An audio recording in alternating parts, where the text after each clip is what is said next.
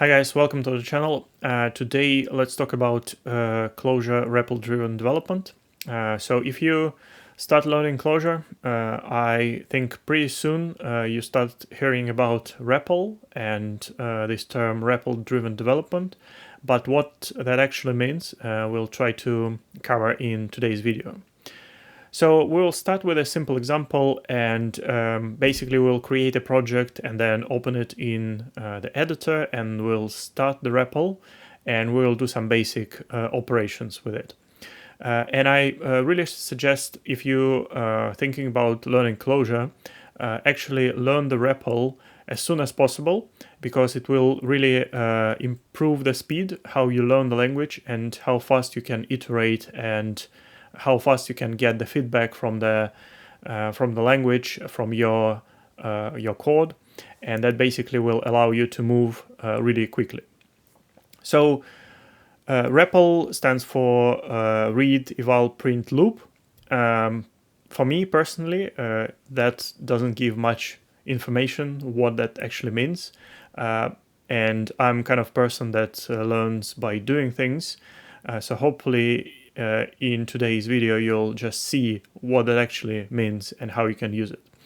So let's create a new project. So I do lane, new app, and then something like Clojure REPL demo. That will generate a new project for me. So I'm still using Leiningen because I think it's much easier for beginners. Just single command and then you have everything to run and build your project. So you will find REPL integration in most of their popular editors for Clojure. So obviously in Emacs with Cider, then VS Code with Calva, and today I'm going to use IntelliJ with Cursive, and it works everywhere. So that's our new project. Let's see, we have the core namespace, and straight away you will have this button in IntelliJ to start the REPL. And let's run this. There's a separate window right here. If you click on Open Clojure REPL, you'll see the window like this. So let's see what we have now. We have our code files, like source files, right here. And then we have a separate window. That's the REPL output, the top section of the window, and this is the REPL input. And there are two ways, basically. You can just write some random code inside the REPL input, and you can evaluate that, and you can immediately see the results. So far, it's pretty basic, right? But basically, the REPL that we have here is connected to the code that we have in our project, in our editor. So any function that we define in a namespace, we can evaluate that and we can execute that function in the REPL. So let's say we have this main function, and it's quite small here, but at the bottom of the REPL window, it shows the current namespace where the REPL is connected to. So basically that's a namespace that's currently active in the REPL. If we right click to bring the context menu in Cursive, then there is a REPL section, and there's all the commands you probably need to work with REPL. And I suggest you learn a couple hotkeys for the most commonly used commands. So I have custom key bindings. There'll be other key bindings by default, but usually you need to learn these two: the load file in the REPL and sync files in the REPL, and then also switch REPL to the current file. So let's see, I run those two commands to load the file in the REPL and switch the current namespace in the REPL to the current file. So now I'm in the core namespace, and immediately I can run my main function. So if I run that, I'm getting the result. So let's say we want a new namespace. So I create a new namespace in my source code. So let's say I don't know, demo, something like that. That's the new namespace. If I create a new function here, my fn, let's say x and y, and I do some of those. Now, if I just want to do to call my fn here in the REPL, you see it's not really happy because it says the var cannot be resolved. And if I run that, I get the error, right? To fix that, I need to switch to the current namespace, and I want to load the current namespace, current file into the REPL. So, as I said, I'm doing these two commands. Load the file in the REPL and then switch REPL namespace to the current file. Now, if you look into this small section, small text here, we are currently in a different namespace, in the demo one. And now if I run the myfn, it's a different term because I'm not passing the params, let's say 2 and 3, and the result is 5. So that's the basics, right? We have our code, we have our running REPL that's connected to the code that we have, and then we can jump from namespace to namespace. We can switch REPL to that namespace. We can define some more functions, define some vars, define some defs, and etc. And we can immediately execute that and get the immediate feedback from the running program. So let's say we can define more things like my array, and then have a vector of something like 1, 2, 3, 4. And after that, I can do the same to load the current file. And now I should have my array here. You can do that incrementally as well. So let's say I want to define other array, like an empty one. And my cursor now is right at the end of this expression. So if I do same context menu, and then there is an option to send the form that's before the cursor to the REPL. If I send it to the REPL, it just evaluates this form for me in the REPL, and now I have the other array available as well. So for me, it is Command C, I think. But you can set up that to your personal taste. So after that, we basically have two options how we work with REPL. So let's say we can like explore it by running the commands from the REPL input, this box at the bottom.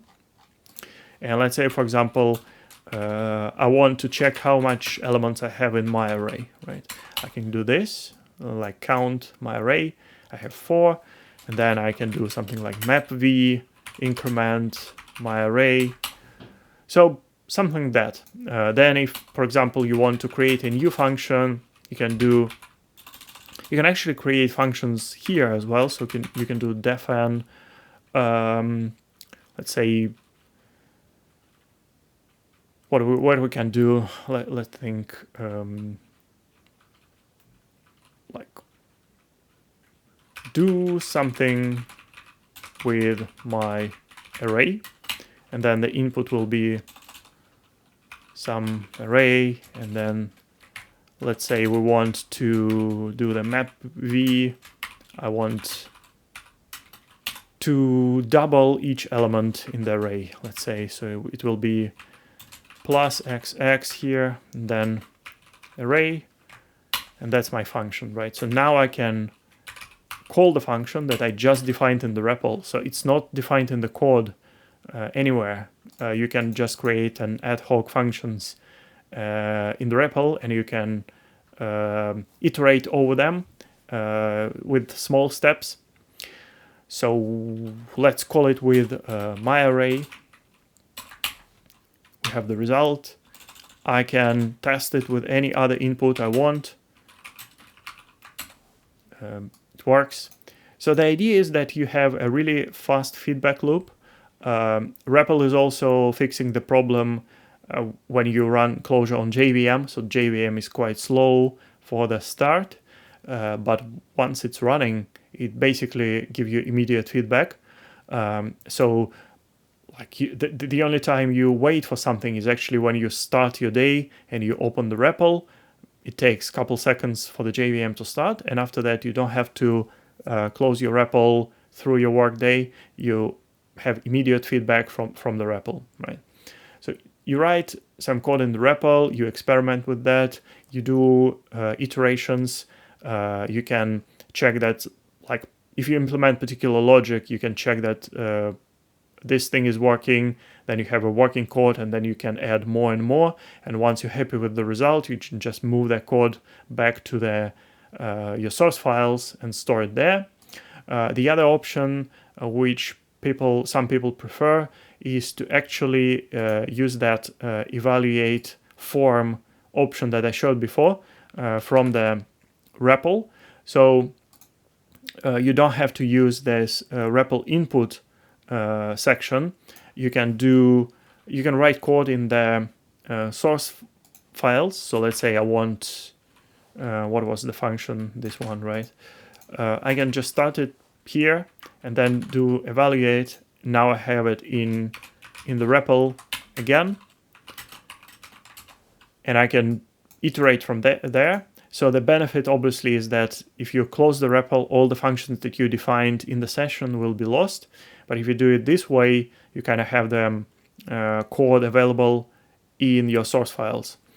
And if you don't want to have those functions defined by default, the one way people do that is you open a comment block, and then you just define all the functions and all the code experiments that you working with in the comment section. So now if you load the file and you call if you have a fresh REPL, right, you won't have that function defined.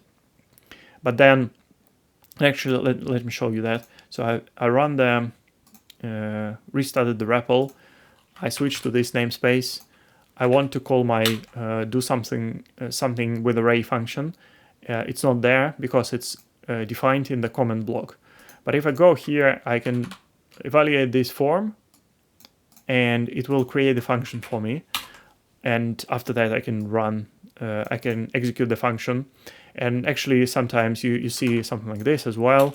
So next time you go to the REPL, you define this, and then you can immediately run some examples. Sometimes you see, like in the comment sections, you'll see how you can call your functions with some input. So in this case, this input is pretty simple, but imagine if you have a function that does some business logic for you, and the input is actually like a vector of some maps with a complex structure, and you basically want to define them here once, and then you can reuse them when you want to run more experiments and stuff like that. So once you're happy with the result of your code here, you can just use the same things as the starting point for writing your tests. So basically grab some code from here, you know what to expect, and you just package that as unit tests or some other kind of tests, and that now will sit in the tests folder. The other thing you can use REPL for is to actually run the tests pretty quickly without waiting for the JVM start as well. So I can switch to the test namespace, and if I'm inside the test, I go to the same REPL context menu, and there is two commands that we want. One is run a test in REPL, and it's a test because it matches the name of the dev test. You can run this. It will just execute this bit.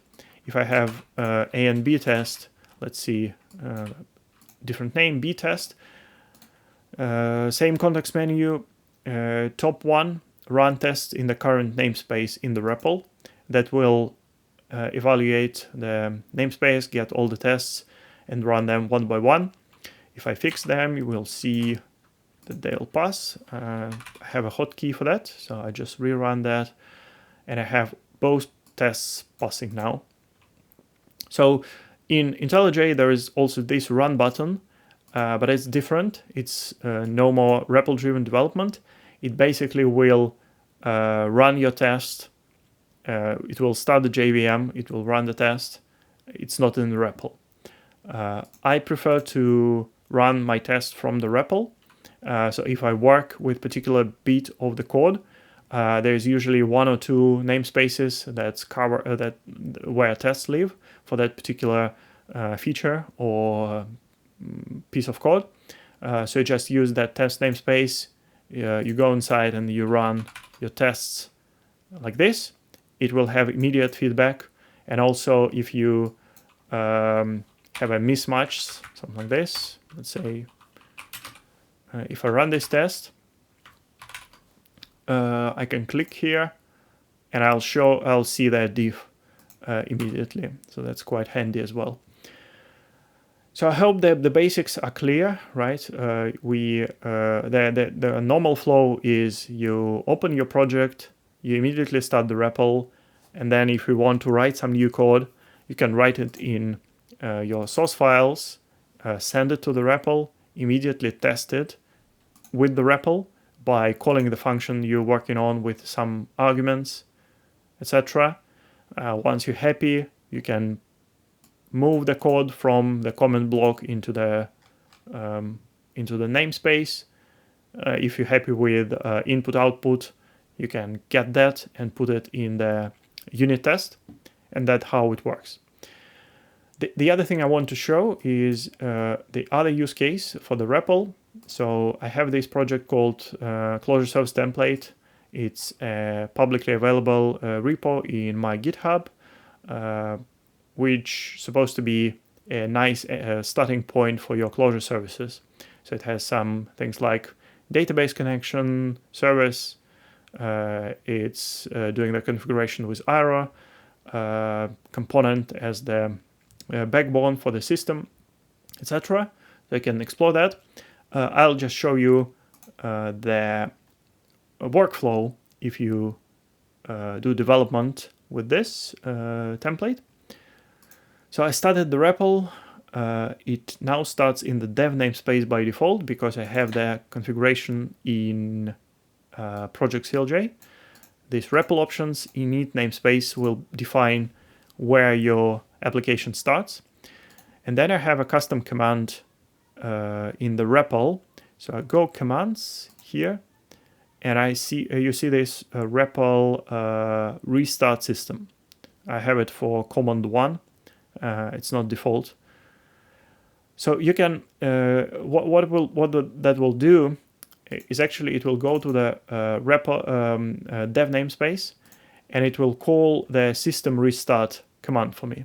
So there are a couple helper functions here. I'm using the component REPL library, and it's basically creating the system under development for me. And then there's like an initializer and the start, stop, and reset functions. So basically when you call the reset function, it will refresh all the namespaces for you, and then it will stop the system and start the system again. And in the system, I can show you, I have the web server, the database, some client for authentication, and there's a web API client to do some external calls. So that's a simple system I use in this example. If I run the command that I showed you, the REPL commands, REPL restart system, it will start the system for me. And now my REPL is actually running the project for me. So I can use the REPL as the starting point for my application. If I go to here and I do curl for the local host, you see it's not failing. So from here we have a couple options what we can do. So first of all, we know that in here I can do component REPL and get system. So now I can kind of explore my program from inside, and I can check what's in the system. I can check like how my function behaves, etc. So let's say I want to know which keys I have in that component REPL system. And that's what I have. Let's say I want to know what I have in the config, right? So I can do a config, and then let's wrap that in keys again. And now I can see that inside the config I have those keys. Let's say I want to check what's inside the weather API. And that's the configuration for the weather API component, right? So if I go to the handlers, I think I have some API for the calling the weather API. And as you can see here, I have this handler defined, and it takes the request. But what I can do, I now can switch to this namespace, and then I can try to call getWeatherAPI handler. Wrong number of args. I want to pass dependencies, and in here I want my config. Actually, I think I just want my component REPL system. Yeah, as you can see, I'm just using the system, that running system. I pass that as dependencies, and now I can test the random function in my code just from the REPL. So that's what returned by the handler if you do the call. What you can also do in the REPL, if you want to do some experiments, you can, for example, do something like def test response, and def this test response var with the result of this function call. And now I can do test response. So I don't need to call the function over and over again. I can just work with this test response data in the REPL session. So let's say I want to get just body of that test response. I'm getting some string that's supposed to be JSON. And now I can do even more. I can explore more. I know that, for example, here in the namespace, I have this Chariot library that I'm using for JSON encoding, decoding. It's available, so I don't need to require that. I can do Chariot and read JSON, pass my body string inside, and now I have nicely formatted Clojure map with from the JSON of the body. So I understand that's like some random examples, but my point is when you have your project and you have the REPL and those two things are connected, you can start the REPL and then you can explore your project code with this kind of different dimension, right? It's not just compile, run, validate, see the result.